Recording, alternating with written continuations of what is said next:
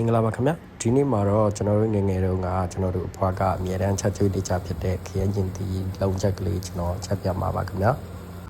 အရင်ဆုံးအနေနဲ့ကျွန်တော်တို့ခရမ်းကျင်တီလေးတွေကိုပပလေးပြီးတော့အိုးထဲကိုထည့်ထားပါမယ်ပြီးရင်တော့ချက်သွန်မီလေးတွေကိုလည်းပပလေးပြီးတော့အိုးထဲထည့်လိုက်ပါမယ်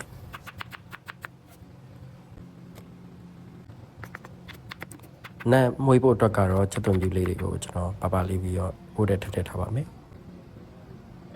အရသာအတွက်ကတော့စားဟင်းကြုံမုံမြင်းငပီအနှဲငယ်နဲ့နနွဲမုံတို့ကိုထည့်လိုက်ပါမယ်ပြီးရင်တော့ကျွန်တော်စီနှဲငယ်ထည့်ပြီးတော့စပြီးတည်တော့မှာဖြစ်ပါတယ်ခင်းညင်ဒီအရေးလေးထွက်လာပြီးဆိုလို့ရှိရင်တော့ကျွန်တော်စပြီးတော့ခင်းညင်ဒီလေးတွေဒီငပီလေးတွေကိုကြည့်သွားအောင်ကျွန်တော်ရှေ့ပါမယ်ခင်ဗျာခင်းညင်ဒီလေးတွေလိုက်လာပြီဆိုလို့ရှိရင်တော့ကျွန်တော်တို့ရေလေးနည်းနည်းထည့်ပြီးတော့တည်ထားပါမယ်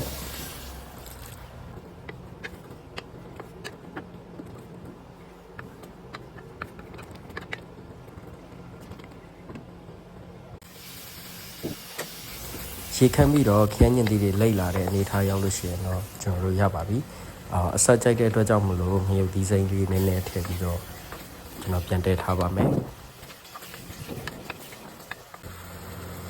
ခုဆိုရင်တော့အရန်ဟိုမှာရတာရှိလာတဲ့ခရမ်းညင်သီးချက်လေးရပါပြီခင်ဗျာမြန်လဲမြန်ပြီးတော့ရတာလည်းရှိတဲ့ဟင်းတုကဖြစ်တာမို့လို့ချက်စားဖို့အတွက်ကျွန်တော်အကြံပြုပါတယ်ခင်ဗျာ